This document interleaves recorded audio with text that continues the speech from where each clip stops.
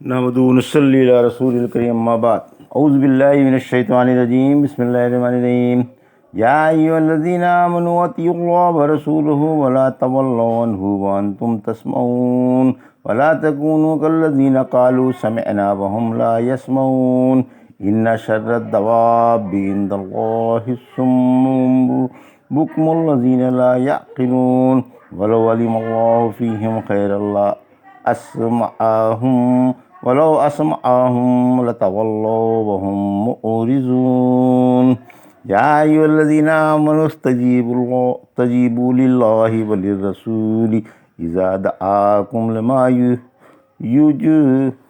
ولا یحییکم واعلموا ان اللہ یحول بین المرء وقلبہ وانہ الیہ تحشرون واتقوا فتنة لا تصيبن الذين ظلموا منكم خاصة واعلموا ان اللہ شدید العقاب۔ ابھی آپ نے سورہ انفال کی آیت 20 سے 25 کی تلاوت سماعت فرمائی۔ ان آیتوں کا ترجمہ اور تفسیر اس طرح ہے: یا ایھا الذین آمنوا اطیعوا اللہ ورسولہ ولا تولوا عنہ وانتم تسمعون، آیت 20۔ ولا تکونوا کالذین قالوا سمعنا وهم لا يسمعون، آیت 21۔ ان شر الدواب عند اللہ الصم البکم الذین لا یعقلون، آیت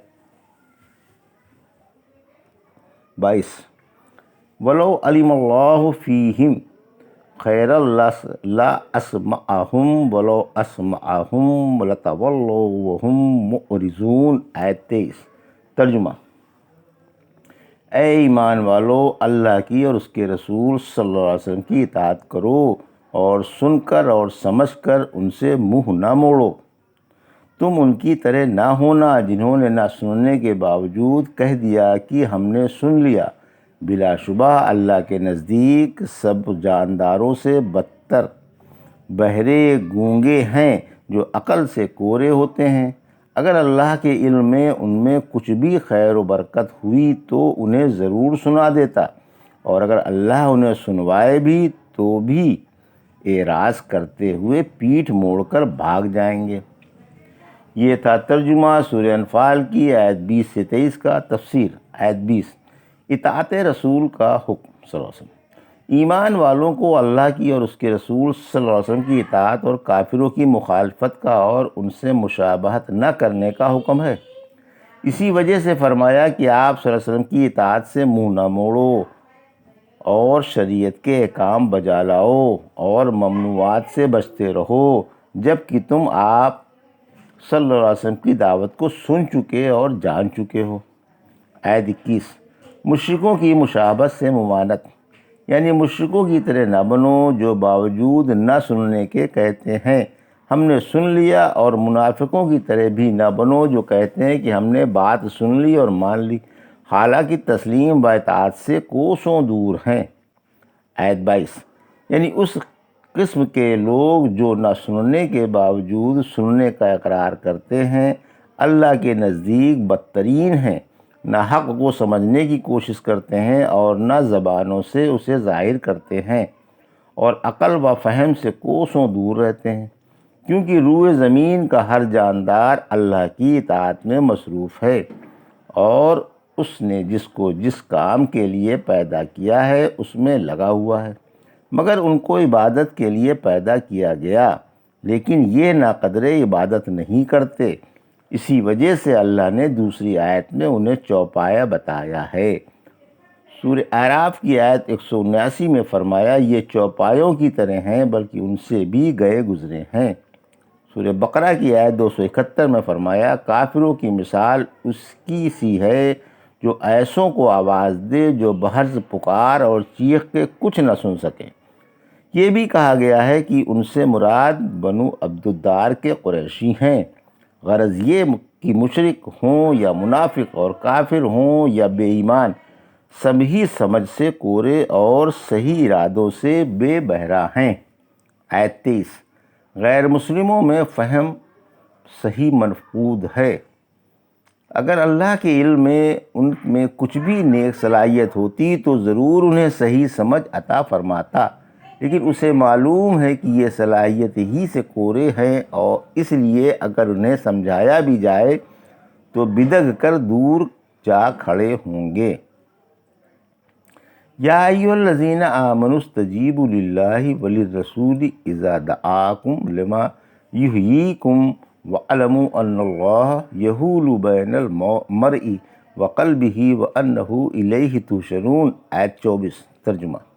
اے ایمان والو، اللہ کی اور اس کے رسول صلی اللہ علیہ وسلم کی دعوت مان لو جب کہ وہ تمہیں ایک ایسی چیز کی طرف بلا رہے ہیں جو تمہاری زندگی کا باعث ہے۔ یقین مانو اللہ انسان کے اور اس کے دل کے درمیان حائل ہے، اور یہ بھی مانو کہ تم اسی کے پاس اکٹھے کیے جاؤ گے۔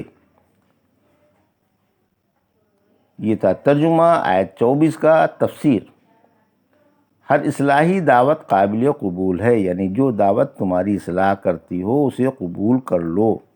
حضرت سعید بن معلا فرماتے ہیں، میں نماز پڑھ رہا تھا کہ رحمت عالم صلی اللہ علیہ وسلم تشریف لائے اور آپ نے مجھے آواز دی۔ میں نماز ہی پڑھتا رہا اور آپ کو کچھ جواب نہیں دیا۔ آخرکار نماز پڑھ کر آیا تو آپ نے یہ آیت پڑھ کر فرمایا، تم آواز سنتے ہی کیوں نہیں آئے تھے؟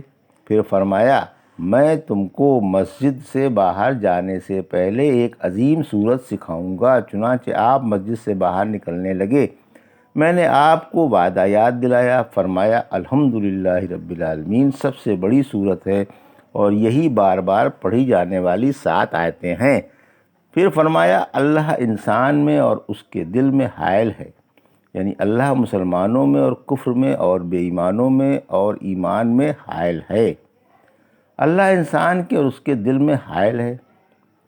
اللہ کا حائل ہونا یعنی اللہ کے حکم کے بغیر نہ کوئی ایمان لا سکتا ہے اور نہ کفر ہی کر سکتا ہے، یعنی ایمان و کفر کا معاملہ اللہ کے قبضہ قدرت میں ہے۔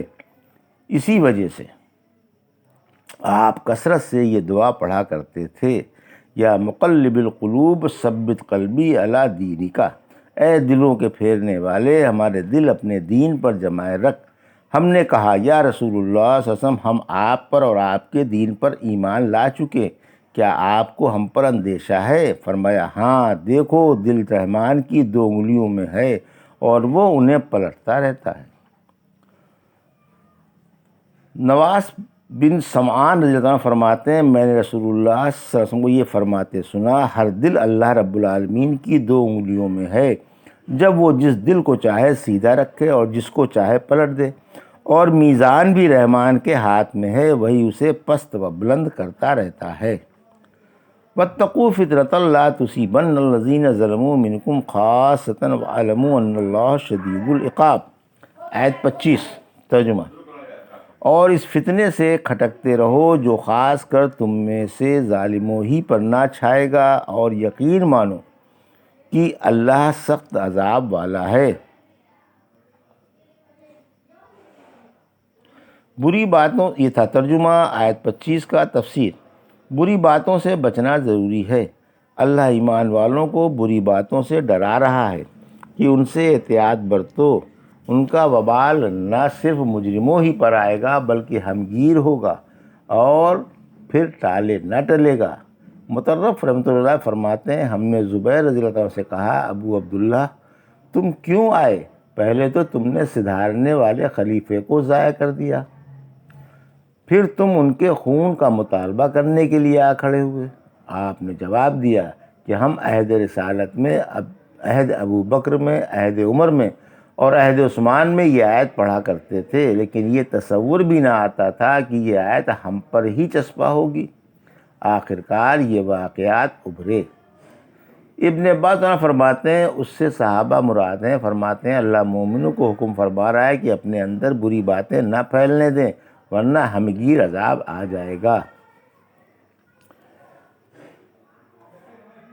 فتنوں سے بچنے کے بارے میں احادیث، اس کی تائید وہ حدیث سے بھی کرتی ہیں جو فتنوں سے بچنے کے بارے میں آئی ہے۔